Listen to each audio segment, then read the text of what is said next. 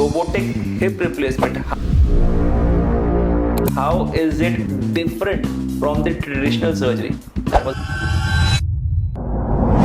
जिसके hip replacement surgeries आ रही है and younger people are getting hip replacement surgery. उनका एक सेट बेंचमार्क ऑफ रिजल्ट्स नहीं था क्योंकि इंडिया में नी रिप्लेसमेंट आर्थराइटिस ज़्यादा कॉमन है, वेस्टर्न कंट्रीज में हिप रिप्लेसमेंट ज़्यादा होती है क्योंकि हिप आर्थराइटिस ज़्यादा है। सर, ऑपरेशन रूम के अंदर बहुत से पेशेंट्स का मानना है कि सर्जरी रोबोट कर रहा है, तो सर्जन का क्या काम है? Surgeon who is driving the robot, it is not robot आया अपने आप सर्जरी किया। जैसे कि मोस्टली साई-फाई मूवीज में से हमारे दिमाग में रोबोट का मतलब ये होता है कि रोबोट आया, रोबोट ने सामान को उठाया या उसको ठीक किया या फिक्स किया और उसके बाद रोबोट निकल गया। जब पेशेंट 5 ऑर्थोपेडिक्स डॉक्टर कंसल्ट करता है, उसमें से 4 बोलते हैं कि सर्जरी रिक्वायर्ड है और उसमें से 5th डॉक्टर ये बोलता है कि अभी तुम्हारी उम्र ही क्या है। 90 साल हो चुके हैं जिसकी उम्र, वो हो सकता है अपने ही काम के लिए उनको असिस्टेंट की जरूरत पड़े तो वो दूसरों को क्या करेगा। मैं कि आज भी लोगों के दिमाग में ये है कि सफ़ेद बाल नहीं है तो डॉक्टर शायद, सर्जन शायद बहुत एक्सपीरियंस ना हो। ठीक है, सर्जरी का डर हर उस आदमी में जो सर्जन के ओपीडी में आके बैठता है, उसके सामने बैठ के सर्जरी की डिस्कशन कर रहा था, उसको हर एक पेशेंट को डर लगता है। वो डर हटाने का काम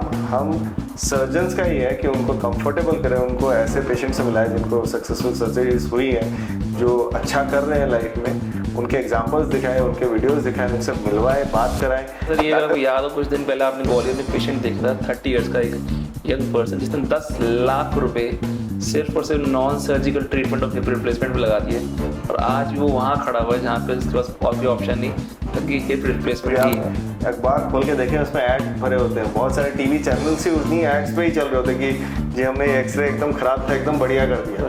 ठीक है, ये ऐसा कहना है कि मैंने एक बूढ़े आदमी को जवान कर दिया। आज भी मैं ये बताना चाहूँगा कि ये ऐड आ रहे हैं, लोग करोड़ों रुपए कमा रहे हैं। किसकी पॉकेट से जा रहे हैं? उन्हीं मरीजों के पॉकेट से जा रहे हैं। 10-10 लाख तो आप कम बता रहे हैं, लोग बहुत इससे भी ज़्यादा खर्चा कर चुके होते हैं, अपने घर बार बेच चुके होते हैं ट्रीटमेंट के नाम पे। बहुत सी ऐसी मेडिसिन खाते हैं जिनसे कि लिवर किडनी फेल भी हो रहे होते हैं, हार्ट फेलियर्स भी होते हैं और उसके बाद उनका इलाज चल रहा होता है उनका। नमस्कार दोस्तों, मेरा नाम है विश्व कुमार शर्मा और आज हम हैं इंडिया के रिनोन्ड ऑर्थोपेडिक्स रोबोटिक सर्जन के साथ डॉक्टर देवाशीष चंद्र। सर, कैसे हैं आप? नमस्कार विश्व, हाय ऑडियंस। सो आज का ये टॉपिक होने वाला है robotic surgery. Robotic surgery. Let's see विश्वा के पास आज कौन से सवाल है। ठीक है सर। तो सर, आज हम बात करने वाले हैं रोबोटिक्स हिप रिप्लेसमेंट के ऊपर, जो कि आज 2025 का बहुत ही ट्रेंडिंग टॉपिक है। क्योंकि नी रिप्लेसमेंट तो हमने सुना था, पर रोबोटिक हिप रिप्लेसमेंट एक नई टर्मिनोलॉजी निकल के आई है मार्केट के अंदर। तो मैं कुछ क्वेश्चन पूछना चाहूँगा आपसे जो हमारे व्यूअर्स हमसे पूछते हैं। तो पहला क्वेश्चन ये है कि robotic hip replacement, how is it different from the traditional surgery that was happening prior to the robotic surgery? देखो, hip replacement surgery usually as compare to knee replacement surgeries India में काफ़ी कम numbers में होती थी pre covid era में। After covid what has happened is कि AVN के पेशेंट्स के नंबर्स बढ़ गए हैं, जिसके कारण हिप रिप्लेसमेंट सर्जरीज आ रही है and younger people are getting hip replacement surgery. Now conventional hip replacement surgery mostly क्या होता था कि एक नी रिप्लेसमेंट सर्जन होता था और एक ऑर्थोपेडिक सर्जन होता था जो कि सब कुछ करता है। वो हिप रिप्लेस भी कर रहा होता था, बाकी सर्जरीज भी कर रहा था, और एक जॉइंट रिप्लेसमेंट सर्जन होता था जो मोस्टली नी कर रहा होता था बट कभी कभी हिप रिप्लेसमेंट सर्जरीज करता था। क्योंकि आज से पहले जो मोस्ट ऑफ द केसेस होते थे वो होते थे फ्रैक्चर, ट्रॉमा या सेकेंडरी ऑस्टियोआर्थराइटिस के। ऑस्टियोआर्थराइटिस वाले जॉइंट रिप्लेसमेंट वाले सर्जन पे जाते थे और फ्रैक्चर ट्रॉमा वाले केसेस जो जाते थे वो ऑर्थोपेडिक सर्जन के पास जाते थे।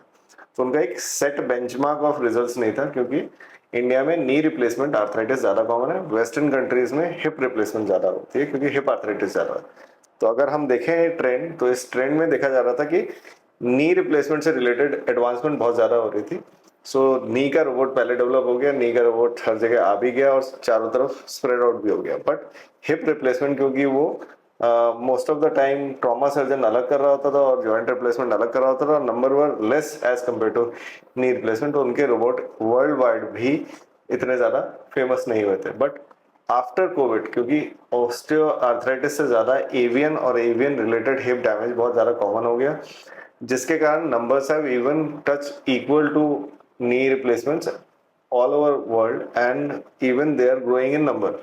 सो उसके साथ जैसे जैसे यंगर पेशेंट सर्जरी करा रहे हैं, क्योंकि नी के पेशेंट जो है ओल्ड पेशेंट होते थे, यूजुअली 60-70 वाले होते थे, नी के हिप के पेशेंट जो है वो 20-30 साल से होने लग गए। तो you want your implant to last long, तो there comes the role of robotic surgeries कि हमारी सर्जरीज जो है वो और प्रिसाइज हो जाए और अच्छी हो जाए और उससे उनका रिजल्ट्स लॉन्ग टर्म रिजल्ट्स जो है बेटर हो जाए. So robotic surgeries has change this scenarios.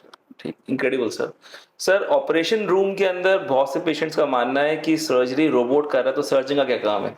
तो क्या ये कितना सच है, या क्या इसमें मिथ है, या क्या फैक्ट है? मैं आपके मुंह से सुनना चाहूंगा इस बारे में. देखो, रोबोटिक सर्जरीज में ये चीज समझने की जरूरत है कि it is the surgeon who is driving the robot. It is not robot आया अपने आप सर्जरी किया, जैसे कि मोस्टली साईफाई मूवीज में से हमारे दिमाग में रोबोट का मतलब ये होता है कि रोबोट आया, रोबोट ने सामान को उठाया या उसको ठीक किया या फिक्स किया और उसके बाद रोबोट निकल गया. It is not like this. It is actually A robotic assistance which is inside the theater जहाँ पे कि सर्जन उस रोबोट को यूज कर रहा होता है. Everything from planning to execution, everything is done by the surgeon along with assistance of the robot so that the precision, मतलब कि आपको एम जो है वो एकदम इतना पैना हो जाए, जैसे मैं बोलता हूँ कि बाल की खाल तक निकाली जा सकती है और that robotic surgery. So precision increase होगा, सर्जिकल आउटकम इंक्रीज होगा, तो अच्छा आउटकम होगा, तो लॉन्गर लास्टिंग सर्जरीज. मतलब हमारे पास जो इम्प्लांट की जो सर्वाइवरशिप है वो मुझे लगता है कि और भी बहुत कई दशक एक्स्ट्रा बढ़ जाने वाले हैं after robotic invention. So it is not the robot which is doing, it is a surgeon who is driving the robot and it is a robotic assistant surgeries. Incredible sir. Sir, बहुत सी कोरिज में all over India आ रही है कि मेरी as 21 साल है, मेरी as 25 साल है, मेरी एज 30 साल है, मेरे लिए पूरी जिंदगी बची है. सर, मुझे हिप रिप्लेसमेंट नहीं कराना, इसके अलावा कोई और रास्ता तो बता दो, वरना मैं अपनी जिंदगी ऐसे जी लूंगा. तो इसके ऊपर आप क्या कहना चाहेंगे उन पेशेंट्स के लिए? देखो, ये बहुत कॉमन सिनेरियो हो गया है आफ्टर एवीएन आने के बाद, कोविड के बाद, कि कोविड के पेशेंट्स को बहुत सारे प्रॉब्लम्स इनवेरिएबली बहुत ज़्यादा हो रही है कि एवीएन के लेट स्टेज पे डायग्नोसिस, क्योंकि अर्ली स्टेज पे बहुत समय लोग या तो डॉक्टर के पास पहुंचते नहीं है या तो सही डॉक्टर के पास नहीं पहुंचते, या हो सकता है कि उनका एमआरआईज इन्वेस्टिगेशंस नहीं कराई होती है. तो ये सारी चीज़ें देखने के बाद बहुत समय क्या होता है, डिलेड डायग्नोसिस होता है. डिलेड डायग्नोसिस के साथ आपका रिजल्ट जो है वो अल्टीमेटली आपके पास कोई ऑप्शन ही नहीं बचा होता था कि स्टेज 3 और स्टेज 4 में जाकर आपको हिप रिप्लेसमेंट सर्जरीज की जरूरत होती है. कुछ लोग बहुत घबरा जाते हैं, ये कहते हैं कि मेरी लाइफ बर्बाद हो गई. देखो, लाइफ का जीने का डिफरेंट नजरिया है सब लोगों का. ठीक है, या तो आप परेशानी और दुख को रोज सोच के, उसी रोज एक ही प्रॉब्लम को सुन सुन के, सोच सोच के परेशान हो सकते हैं, या एक मोमेंट पे आप अपनी सर्जरी को करा के कंप्लीट सही होके उसके आगे आगे बढ़े और अपने लाइफ को एंजॉय करें, रदर देन कि आप उसी पे स्टक रह जाएं. जैसे एक बहुत ही मतलब मैंने एक सन्यासी का एक वीडियो देखा था जिसमें उन्होंने ये बोला था कि उन्होंने एग्जाम्पल दिया लोगों को ये करके कि उन्होंने एक चुटकुला सुनाया जिसपे लोग हंसे, उसके बाद उसी चुटकुले को दोबारा सुनाया तो कुछ और लोग हंसे, उसके बाद दोबारा सुनाया, 4-5 बार सुनाया तो लोगों ने हंसना बंद कर दिया. तो उन्होंने बोला कि जब मैंने हंसी वाली चीज आपको 10 बार सुनाई तो आपने हंसना बंद कर दिया, मगर आपको अगर रोने वाली चीज कुछ हुई हो, कोई सदमा पड़ा हो या कोई परेशानी हुई हो, तो आप उसको लेकर लिंगर ऑन सालों कर सकते हैं. ठीक है, तो you should stop doing it. So मुझे भी लगता है कि लोगों को नजरिया बदलने की जरूरत है. हाँ, एवियन हो गया है, लेट डायग्नोसिस हो गया है, मेरा हिप खराब हो गया है, but hip replacement rewarding surgery कराइए और लाइफ को चेंज करके अपनी लाइफ को जीना शुरू करिए. क्योंकि बहुत सारे यंग लोगों को मैंने देखा है कि they have stopped doing activities, अपनी नौकरियां छोड़ के घर पे बैठे और रो रहे हैं सुबह शाम, मेंटल डिप्रेशन में आ गए हैं कि वो हिप की आर्थराइटिस से आगे जी नहीं पा रहे. मुझे लगता है कि चेंज करने का तरीका जरूरी है और ये वीडियो डेफिनेटली सुनिए, क्योंकि लोगों को अपनी प्रॉब्लम को से हट के कैसे सक्सेसफुल जीना है वो सिखाना भी हमें लगता है कि डॉक्टर्स का ही काम है, पेशेंट्स को बताना. Incredible sir. बट मैं आपको एक और क्वेश्चन काउंटर फायर करूंगा इसी बात के ऊपर. जब एक पेशेंट 5 ऑर्थोपेडिक्स डॉक्टर को कंसल्ट करता है, उसमें से 4 बोलते हैं कि सर्जरी रिक्वायर्ड है, और उसमें से 5th डॉक्टर ये बोलता है कि अभी तुम्हारी उम्र ही क्या है. तो यहाँ पे फिर पेशेंट वापस उसी मोड में चले जाता है, बैक टू बेसिक्स, जहां से वो सर्च कर निकल के मैं सर्जरी कराऊं या ना कराऊं. तो इसके ऊपर आप क्या कहना चाहोगे कि 4 वर्सेस 1 ठीक है, या वो 1 ठीक है, 4 ठीक है? क्योंकि बिकॉज पेशेंट वो सुन रहा है जो सुनना चाहता है. अगर कोई वही कहा जा रहा है बाय एनी ऑर्थोपेडिक सर्जन, तो गलती उसकी भी नहीं है सर. तो देखो, सबसे पहला तो मैं ये बताना चाहता हूँ कि इंडिया में स्टैंडर्डाइज या स्टैंडर्ड ट्रीटमेंट ऑफ डिजीज नहीं है। और ऑर्थोपेडिक उनमें से सबसे बड़ा प्रॉब्लमेटिक सिनेरियो इसलिए भी है ऑर्थोपेडिक्स डिपार्टमेंट, क्योंकि यहाँ पे सहमति नहीं है। कुछ सर्जन्स ऐसे हैं जिनकी ट्रेनिंग 20, 30, 40, 50 साल, 60 साल पुरानी थी, क्योंकि अभी वो 90 साल के हो गए। उनके टाइम पे हिप रिप्लेसमेंट होते ही नहीं थे, उन्होंने कभी किए ही नहीं। वो ऐसे रूरल एरियाज में बैठे हैं जहाँ पे कि दवाइयों से पेशेंट का काम चला लेते थे, पेशेंट को इतनी रिक्वायरमेंट भी नहीं थी। बट आज के दिन पे जो न्यूरो सर्जन्स हैं, जैसे मैं अगर रोबोटिक सर्जरीज या स्पेशलाइज सर्जरीज की बात करूँ, तो वो बहुत ही कटिंग एज टेक्नोलॉजी आ गई है, उसमें बहुत यंग सर्जन्स ज़्यादा अच्छा परफॉर्म कर पा रहे हैं। सो ऐसे सिनेरियो में क्या होता है कि लोगों का नजरिया डिफरेंट होता है, हर तजर्बे का अलग अलग डॉक्टर होता है। ठीक है, जो 90 साल हो चुके हैं जिसकी उम्र, वो हो सकता है अपने ही काम के लिए उनको असिस्टेंट की जरूरत पड़े, तो वो दूसरों को क्या करेंगे। मैं एक एग्जांपल देता हूँ।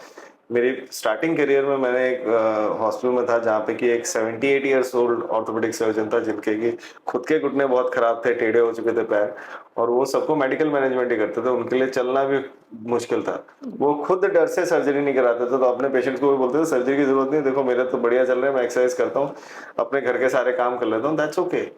बट अंडरस्टैंड, उन्होंने कभी सर्जरीज करी ही नहीं, तो वो पेशेंट को मना करते थे। और लोग जब एक सीनियर के मुंह से ये बात सुनते हैं तो उनको ये लगता है कि ये जो है गोल्ड स्टैंडर्ड है।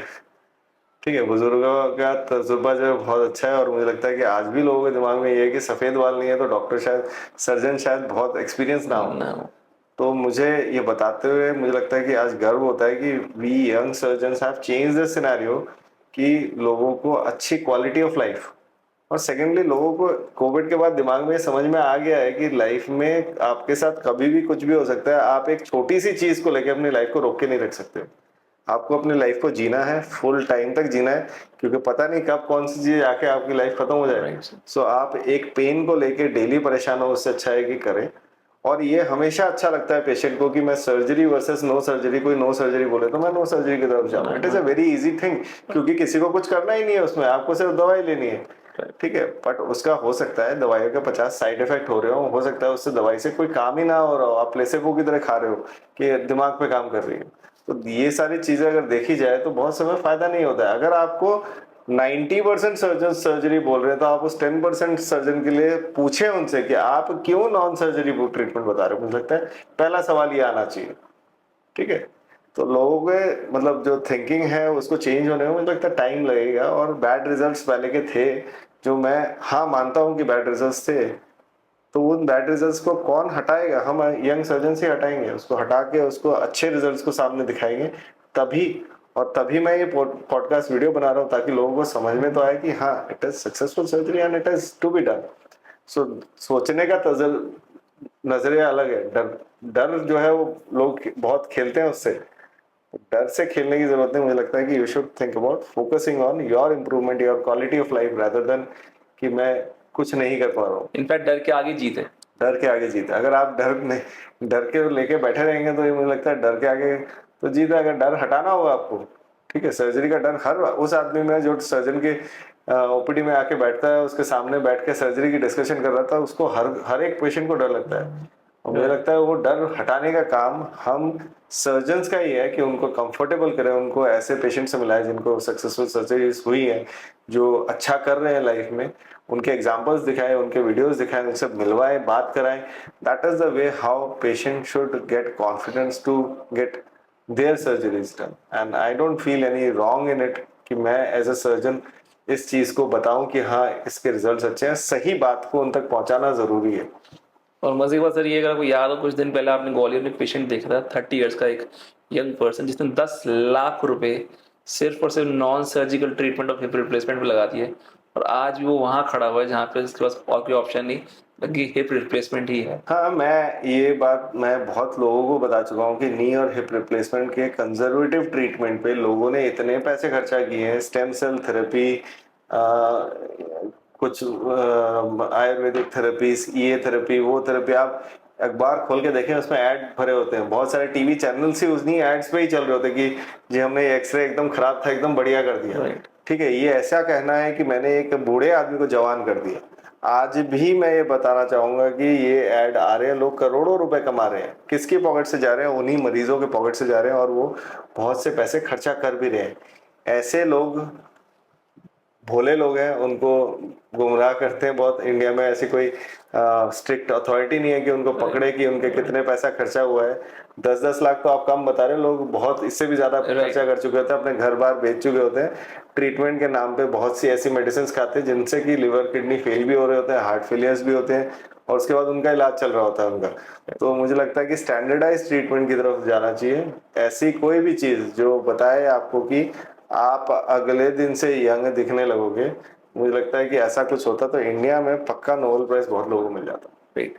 सर, आजकल दो तीन ट्रीटमेंट बहुत ज़्यादा ट्रेंड में है। एक है पीआरपी, एक है कोर डिकम्प्रेशन, और एक है last but not least hip replacement. तो क्या आप किन फैक्टर्स के ऊपर डिसाइड करते हो कि किस पेशेंट को किस चीज में जाना चाहिए? मतलब अगर कोई पेशेंट वीडियो देख रहा है तो आपके आंसर के बाद वो खुद इवेल्युएट कर पाए अपने घर से बैठे बैठे कि मुझे किस ट्रीटमेंट पे जाना चाहिए। देखो, इन्फ्लेमेटरी आर्थराइटिस या इन्फ्लेमेशन जब बहुत ज्यादा हो रही होती है, इवन के एक्यूट स्टेजेस में पीआरपी या स्टेम सेल्स का डेफिनेट रोल है। ठीक है, बहुत सारी कंपनीज भी आ गई हैं जो ये चीजें दे रही हैं। उनके अर्ली मतलब एवीएन में स्टेज 1 एवीएन पे रोल्स है। स्टेज 2 में जहाँ पे कि ब्लड सप्लाई रुक गई है, मुझे लगता है कि उन केसेस में patient should go for core decompression directly. Core decompression करने के भी बहुत तरीके हैं, ठीक है, जो बस सक्सेसफुल सर्जन के हाथ में हो। जैसे हमारे हाथ में मॉडिफाइड कोर, जिसमें कि हम लोग बोन ग्राफ्टिंग के साथ बहुत सारी चीजें करते हैं, और वो स्टेज टू ए बी दोनों में बहुत सक्सेसफुल होता है। एंड इन 3 और 4 स्टेजेस जहाँ पे कि जॉइंट इरेगुलर हो चुका है, उसमें कुछ पैसे वेस्ट ना करें।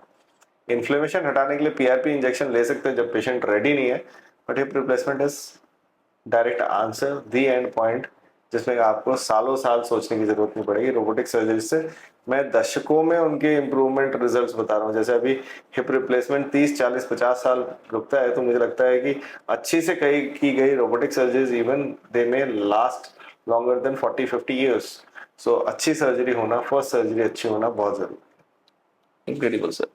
बहुत से ओल्ड पेशेंट ये भी पूछते हैं कि क्या मैं सर्जरी के बाद क्रॉस लेग सिटिंग कर पाऊंगा, योगा कर पाऊंगा, इंडियन टॉयलेट पे बैठ पाऊंगा, स्क्वाटिंग कर पाऊंगा? क्योंकि मैंने जितने लोग आसपास देखे कोई कुछ न कोई कुछ कर नहीं पा रहा। है। तो आप इस पे क्या कहना चाहेंगे? देखो, सर्जिकल प्रिसीशन जितना अच्छा होता जाएगा, जितना हमारे सर्जिकल स्किल्स अच्छे होंगे, उतना ही अच्छा रिजल्ट आएगा। स्क्वाटिंग, क्रॉस लेग सेटिंग, मुझे लगता नहीं है कि मैंने आज तक किसी पेशेंट को मना किया हो। नीलिंग, इंडियन टॉयलेट यूज करना हिप या नी रिप्लेसमेंट के पेशेंट्स कर सकते हैं। अगर वो एक्सरसाइज करके मसल स्ट्रेंथ गेन करते हैं तो कर सकते हैं। ऐसा कोई हार्ड एंड फास्ट रूल नहीं है कि नहीं कर सकते हैं, ठीक है। और विथ रोबोटिक एडवांसमेंट मुझे लगता है कि इवन टिश्यू हैंडलिंग और कम हो रही है, पेन पेशेंट का कम हो रहा है, ब्लड लॉस कम हो रहा है, तो ये इवन और बून है कि आप बेटर रिजल्ट की तरफ जा सकते हो। इम्प्लांट पोजीशन पे भी आपको और ज्यादा एक्यूरेसी आ जाएगी, तो इम्प्लांट लास्टिंग भी और लंबी होने वाली है। तो इवन मुझे लगता है कि रोबोटिक सर्जरीज के साथ हम लोग इस चीज पे भी और ज्यादा कामयाबी हासिल कर सकते हैं। मैं इतने पेशेंट अपने देखता हूँ जो कि जिम की एक्टिविटीज कर रहे हैं, लटक रहे हैं, स्पोर्टिंग एक्टिविटीज खेल रहे हैं, उनको देख के इतनी खुशी होती है कि ऐसे एक पेशेंट जो चल नहीं पाते थे, पेन से परेशान थे, they are doing a lot of activities and they are happy to see their own body in shape. They are able to perform all the activities. So ये एक बहुत ही इनक्रेडिबल मुझे लगता है कि वो है वो चीजें हैं जो कि आपको एज ए सर्जन देखने को मिलती है। And with robotic surgeries the precision is even going to extreme levels. Incredible sir. Sir, अब हम बात करेंगे hospital stay after hip replacement, because इस पे पेशेंट्स बहुत ज़्यादा पेशेंट बहुत कंफ्यूज रहते हैं, क्योंकि उनके हिसाब से कुछ बड़े कॉर्पोरेट हॉस्पिटल्स कहते हैं कि आपको हिप रिप्लेसमेंट के बाद 5 से 8 दिन का स्टे लगेगा इन robotics. But in your case हमें पता लगा कि you discharge the patient with in 48 hours. तो इतना डिफरेंस क्यों, और आप ऐसा क्या कर रहे हो जो वो नहीं कर पा रहे? मतलब अगर आप इस पे कुछ। मुझे ऐसा लगता है कि अगर मुझे 7 या 10 दिन रुकना ही है तो रोबोटिक सर्जरीज की जरूरत ही क्या है। कन्वेंशनल सर्जरी ही करते हैं ना। कन्वेंशनल सर्जरी में टिश्यू हैंडलिंग बहुत ज्यादा होने वाली है, बहुत सारा बड़ा इंसिशन होता है, ब्लड लॉस होता है, ठीक है, पेशेंट को पेन बहुत ज्यादा हो रहा होता है, मूव नहीं कर पा रहे होते हैं। अगर ये सारी चीजें ही करनी है तो 7-10 दिन वैलिड आंसर है। बट हम प्रिसीशन की सर्जरीज कर रहे हैं, मिनिमली इन्वेसिव सर्जरीज कर रहे हैं, ब्लड लॉस बिल्कुल नहीं हो रहा है। टिश्यू हैंडलिंग बिल्कुल नहीं हो रही है, आप सेम डे खड़े हो रहे हो, शाम को अगले दिन चल रहे हो, उसके अगले दिन घर जा रहे हो। अब मैं एक एग्जांपल उदाहरण दे रहा हूँ कि अमेरिका और जर्मनी में पेशेंट सेम शाम को घर जा रहा है, ओके। सेम शाम को। इंडिया में लोगों की मेंटालिटी पे ये एक बहुत बड़ा टैबू बना हुआ है कि हिप या नी रिप्लेसमेंट बहुत बड़ी कोई एक सर्जरी मैं कराने जा रहा हूँ जिसके बाद मुझे जो है बेड रिडन रहना पड़ेगा। तो इसका ही फायदा बड़े सारे हॉस्पिटल्स ने लिया हुआ है। उनको लगता है कि पेशेंट को कंफर्ट और फील करा दे। अरे भाई कंफर्ट छोड़ो, तुम उनकी प्रॉब्लम्स बढ़ाने वाले हो। The more you stay in hospital, infection के चांसेस, इन्फेक्शन मेरे अपने घर के लोगों से नहीं होता है, it is from the same hospital. 10 patient आपके एडमिटेड है जिनमें कि नर्स दूसरे पेशेंट को जा रही है, उनको हो सकता है कोई गैंग्रीन हो रहा हो, कोई निमोनिया हो रहा हो, कोई कोविड हो रहा हो, जो वो आके आपको स्प्रेड कर जाए। ठीक है, so reducing the hospital stay is actually helpful. और कोविड ने प्रूव कर दिया है, हमारे सामने कोई वो है ही नहीं कि प्रूव कर दिया कि आपको हॉस्पिटल में लिमिटेड अमाउंट ऑफ टाइम चाहिए, 1 या 2 दिन रिप्लेसमेंट सर्जरीज के बाद। ठीक है, सेकंड डीवीटी, क्लॉटिंग के चांसेस कम हो जाते हैं जिसके कारण बुजुर्ग लोग मर जाते थे सबसे ज्यादा। नी या हिप रिप्लेसमेंट के बाद अगर डेथ के चांसेस है तो वो डीप वेन थ्रोम्बोसिस से पल्मोनरी एम्बोलिज्म होके ही मरने के चांसेस होते हैं। उसको नील किया जा सकता है अगर आप सेम डे मोबिलाइज करना शुरू करें, सेम डे चलाना शुरू करें।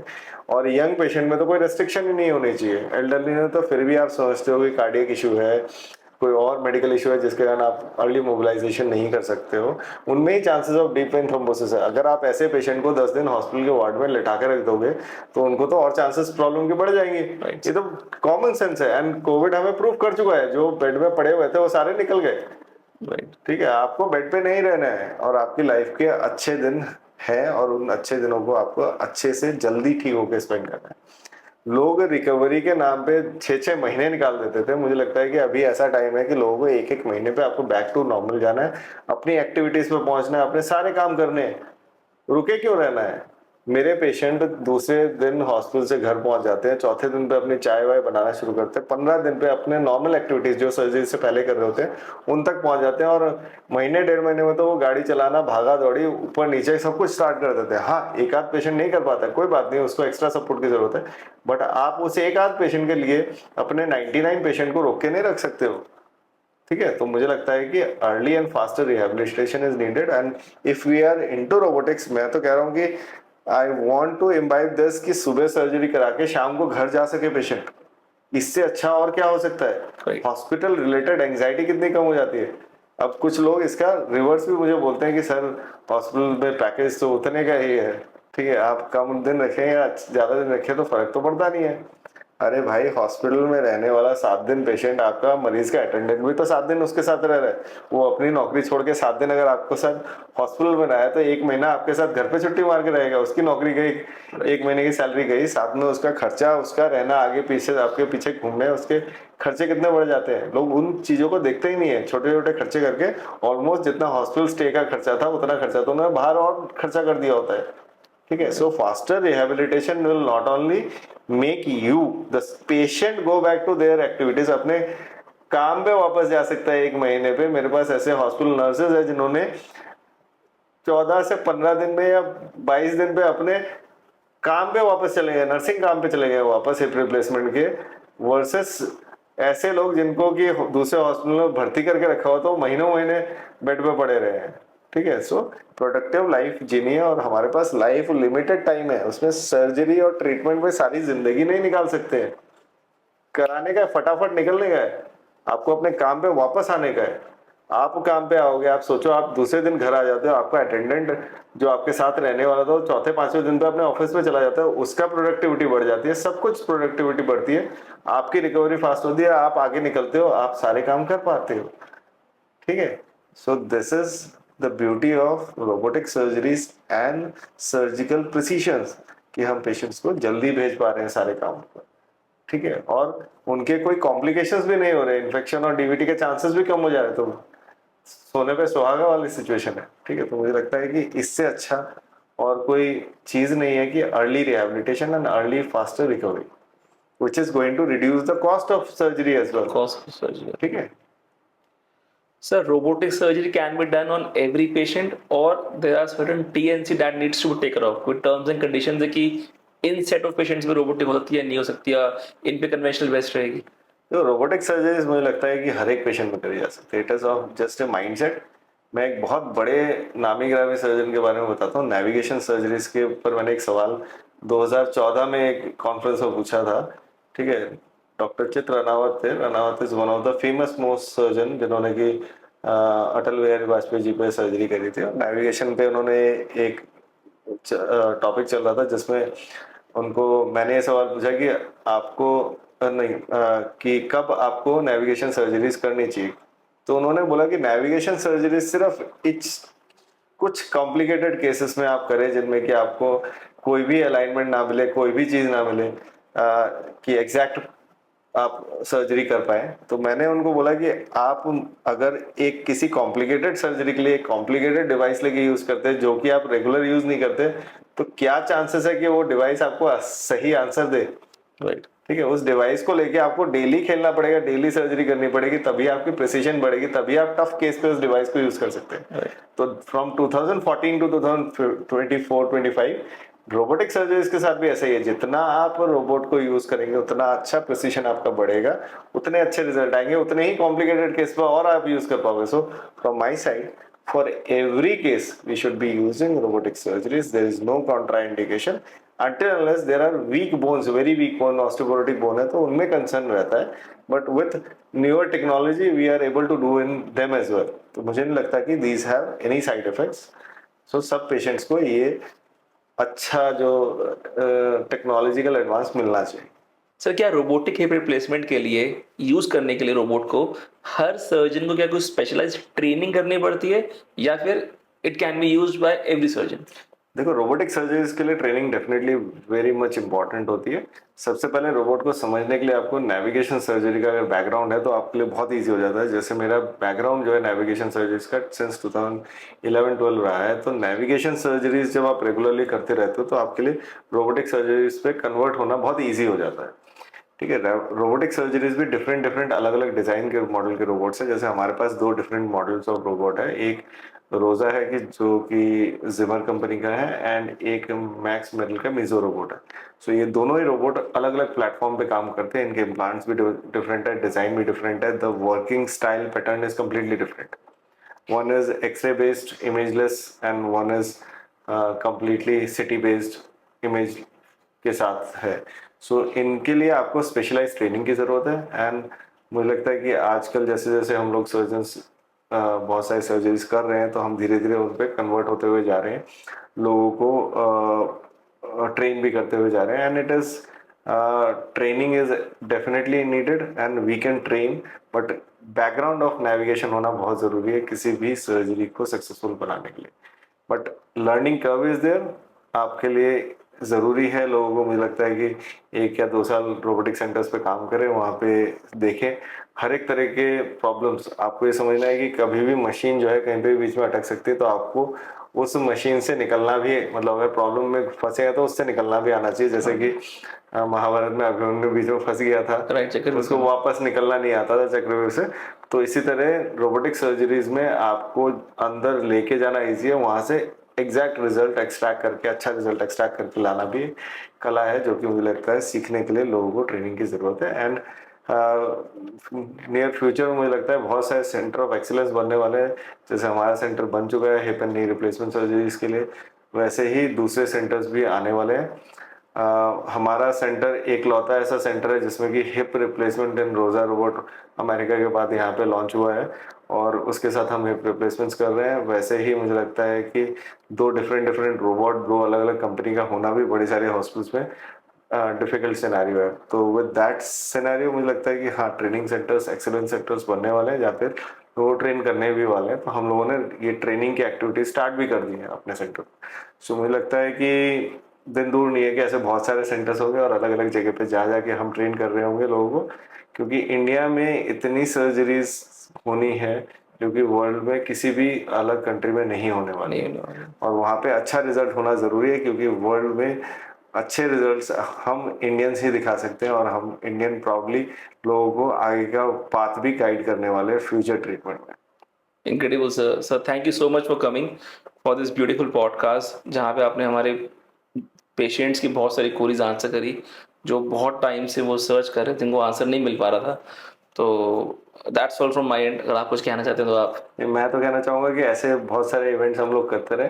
पेशेंट एजुकेशन मुझे लगता है कि राइट वर्ड मतलब जगह से मिलना ज़रूरी है।